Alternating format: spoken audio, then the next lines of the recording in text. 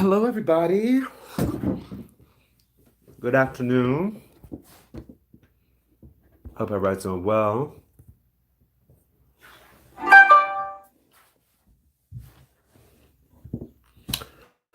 I'm having a pretty productive day here today. I got a lot of little tasks I'm trying to knock out, so it's cool to have a moment to pause and make this video. Hey, Angela, how are you?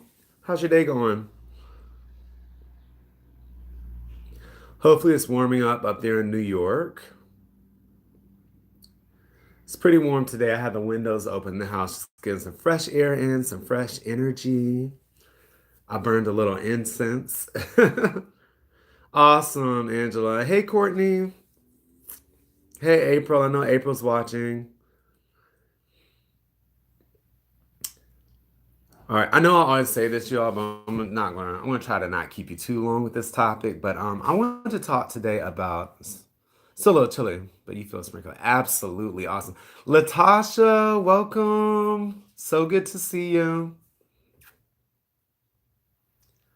I got to talk to Latasha last night, y'all. So cool. Hey, April. Y'all, thank y'all so much for joining me. It's really cool to have this forum where I can like reflect on my day, just like the one and two card challenges. It's like a moment where I can think about, what I'm experiencing in life and then sit and talk and it's documented, but also have the support of you all who can like relate and share your experiences. So it's really cool. But today, y'all, I want to talk about something that I've noticed recently. Y'all know I listen to some inspirational videos on YouTube a lot. Like I love Kyle Cease.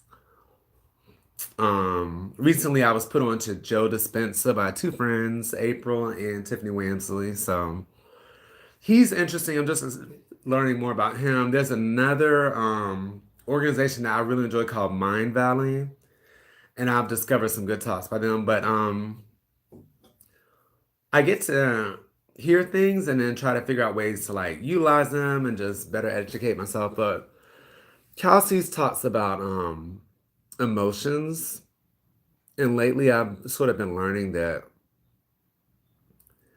we distract ourselves a lot throughout the day. Social media is like the biggest distraction in just scrolling, the need to scroll. You follow other people, and without working the groups and talking about the subconscious, that whatever you bring into your awareness, it goes directly to the subconscious. So I definitely wanted to monitor, what I'm viewing and see like the nature of the content that I'm consuming because that all goes directly to my subconscious and affects how empowered I feel versus disempowered. So, being a part of the group, it's like I'm much more vigilant and cognizant of different influences. That's why I have limited my um, media consumption as far as like TV is concerned, as far as like watching Netflix all the time, um, watching the news for sure, and then social media. Um, but another aspect of that is not just what you consume going to your subconscious, but also the things that are already there and lingering or different emotions that come up throughout the day. So as I listen to Kyle Cease, he's like, we always want to be, you want to fix things. If you experience an emotion, we want to try to find a way to get over it or heal it or get rid of it. But you all sad is an emotion. Like it's a state of being. It's not bad. It's like our perception of it, which is bad. And it's normally in not dealing with that emotion.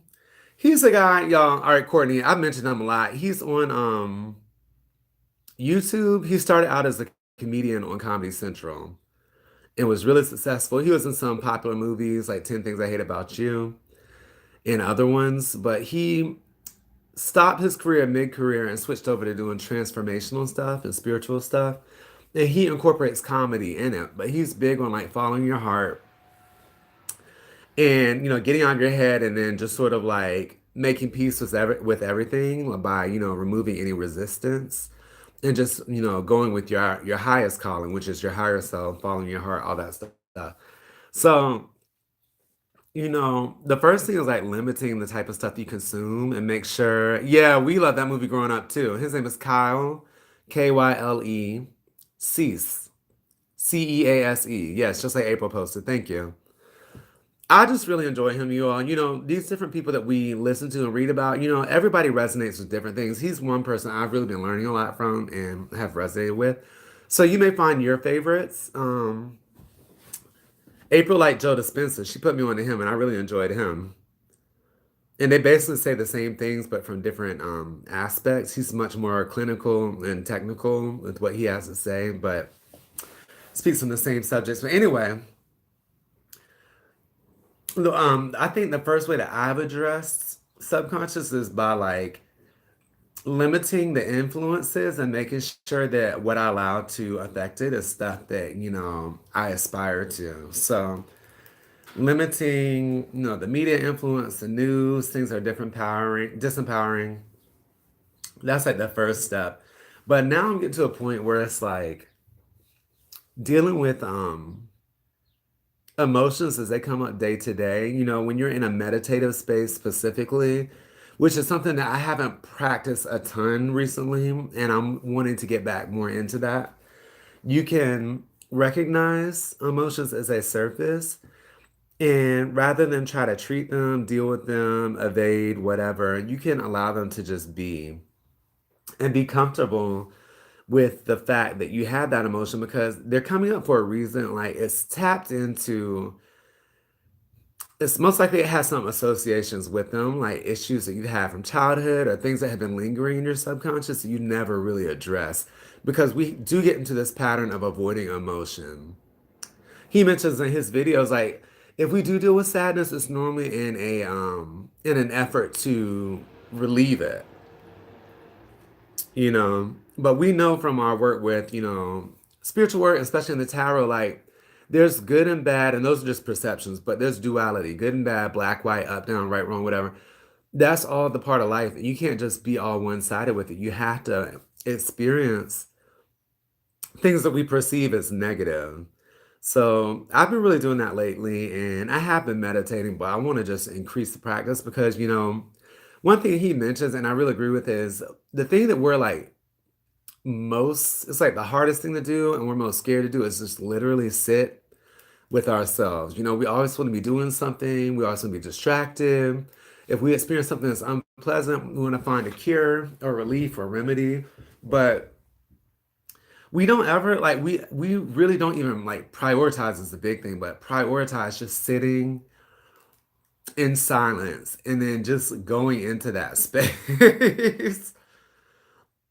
So that's something I've been valuing more. And when I do have something difficult come up, y'all know I mentioned fears that come up or different concerns or whatever, rather than finding the solution or finding a distraction, that's where addictions come from and other types of behaviors, like we're trying to self-medicate or to pacify ourselves or ease the pain through, drinking or through eating or through spending money or through sex or through whatever it is that you're addicted to. Like that behavior or that thing like can relieve some degree of pain and can also provide like a degree of escapism and distraction.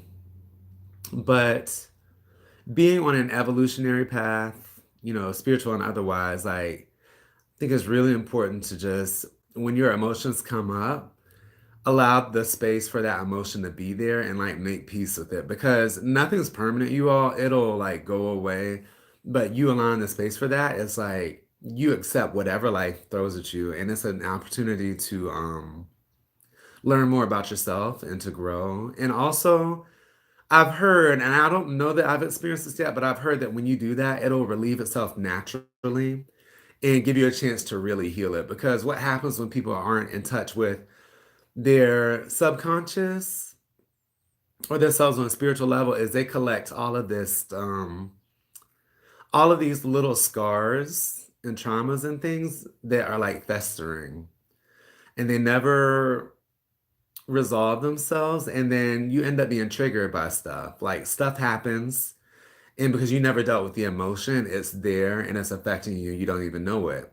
So when somebody triggers you, it's like an incident will happen, and you're going into your past story about whatever it is that you've constructed and you told yourself, and that's like what's in the subconscious. Whereas if you just process the stuff as it comes, allow it the space to be there, you can like keep a pretty healthy inner state, inner world. You can be pretty aware of it, and then you can just feel good overall. And you can deal with the things that come in throughout life as they come, and not just deal with them as a result of whatever, you know? I just think it's healthy overall. So that's one thing I've really been learning, and I'm pretty happy with it because when you deal with tough things, it's like you get the courage and the ambition, the fortitude, whatever, to just deal with stuff. Knowing that you don't have to feel good about it at the end. You don't have to feel happy. You don't have to relieve any stress. It's like you can have that there and just allow it space. And then when it goes. And you probably will have learned something new or gained something through that process rather than just constantly trying to escape, avoid all of that stuff. I think it's a pretty healthy thing and it's something I'm definitely trying to incorporate more. Does anybody have any thoughts about that? Any experiences that they can relate to or share?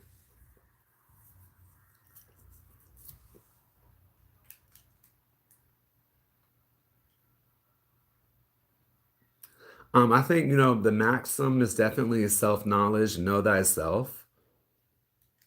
And every time I say it here to come back around to it, I learn it in a new way. It's just like a good like mantra and theme overall. It's like when I started this journey, I would hear that and I was like, what does that mean? Like, what's the point that they're trying to express? But the more I come back to that maxim, it's like it means something different every single time. It's almost like a good gauge of your evolution because,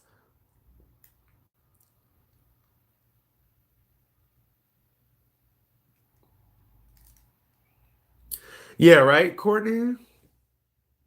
It will crank it up. It'll bring it back because, another thing about subconscious is it kind of colors your perception of the world and it goes off of repetition and pattern. Interesting, April. Interesting. It does kind of run on like a pattern. It goes into the overall data bank of for you and like how you move throughout life. It's like if you allow it to, it'll create these patterns and it will come back. The stuff will come back because you created this repetition, this narrative, and you not dealing with the emotion means you never got the nuance or whatever. So it's like it kind of like just sets up that pattern to come back. And yeah, totally. I definitely see that having occurred in my life. April said, try not to control what others may be feeling. Or she said, I've just learned to feel what I feel and try not to control what others may be feeling. Yeah, April, like that's definitely true. All you can be concerned with is yourself. Definitely. And sometimes we worry about the perception of other people. And that's one thing I definitely been learning too. It's like I can't really, as much as I think I can influence whatever, like people are gonna think what they think, and it's really not your responsibility. But by the same token, I do feel the emotion code. Okay, great. I have to check that one out, Courtney. But thank you for sharing that. But like I do feel like I definitely want to, when I have the opportunity, express how I feel as clearly as possible to clear up any confusion. So yes, but definitely know how you feel and be comfortable in that, or take a solid stance because that's one thing I definitely learned too over my journey. It's like, okay, do you know your intentions? Do you know what you feel no matter how it's perceived? It's like that's all that really matters. If you did something and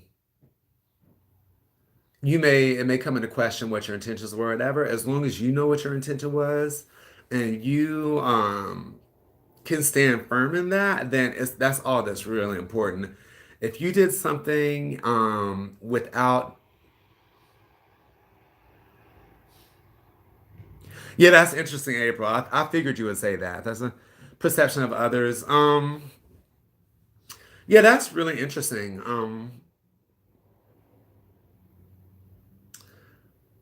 You could go either way with that. I think as far as I'm concerned, like I definitely want to represent myself well at this point. So it's like, and that means like expressing my honest intention. So like maybe a little more invested in that than I need to be or should be or whatever. But definitely like right, April. Right, April. Well, and how do y'all feel about that? Everyone else is watching, but I just feel like if you just know who, if you did something and you know your intention behind it and you're cool with that, that's all that really matters. And then whatever ensuing emotions may occur, negative, positive, whatever, if you just allow that the space to be. Yay, Courtney, I know you can relate to this on other levels, and you have a lot to share with regards, so please keep commenting. But like for me, I just been lately just creating that space to allow my emotions to be there and knowing that, it doesn't always have to be resolved. You don't always have to have warm fuzzies. You don't have to always feel happy. It's okay to feel sad, confused, depressed. One thing that Kelsey says that I really have incorporated is to say, and I love that after every statement. Because when we try to control the way that we are, we just delude ourselves. Like that's kind of like the ego at play in the human side of ourselves to think that like we can control our every circumstance and we should only experience certain things. It's like no, like life is a full gamut of things, emotions, it changes from day to day. But like just be cool and anchored and grounded in who you are is like what's really important. So he after everything he says, and I love that. So you could say like any given moment, just say how you feel and follow it with, and I love that. I feel confused right now, and I love that. I feel upset, and I love that. I feel hurt, and I love that. And it just frees up the resistance that you may have to something, and then allows you to connect with your soul and like a higher purpose and be like, and explore as well. Like, you can explore the emotion and then get like the deeper message or why it's affecting you. And so that's really, really a great little tool that he's given that I've found a lot of use for recently. But yeah, it's important really to address your emotions.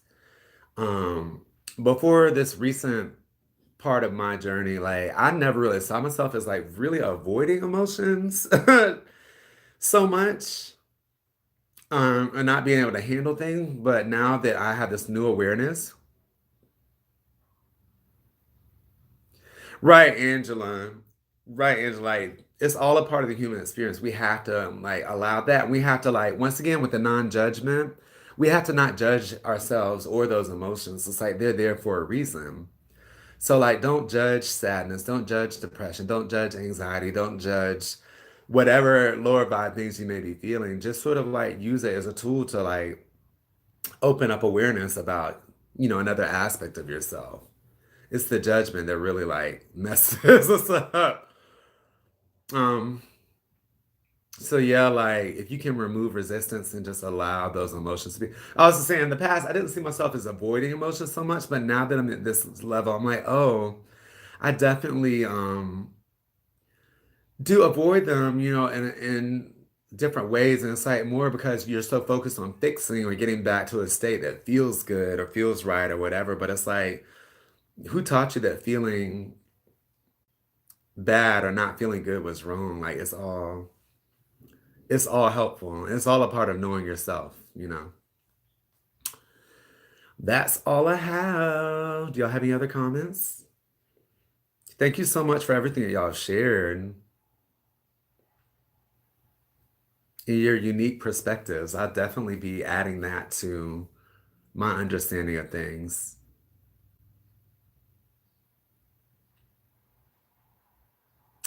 Yeah, check myself when I'm doing something. Courtney said, I'm checking myself when I'm doing something, if I'm just distracting from something else. Yeah, and you know, the distraction is a big thing that I've been dealing with, Courtney, too. It's like, I've been trying to keep clean up my apartment for the longest, and I've made progress, but I realize as I'm cleaning up, it's bringing up emotions and things. And it's like, I'll distract myself from doing one task by doing another because I'm more comfortable, doing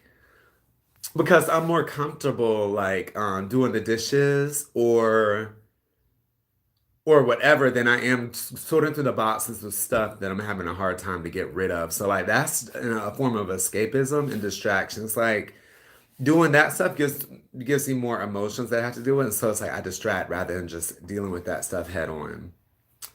So yeah, I see that for sure you are. And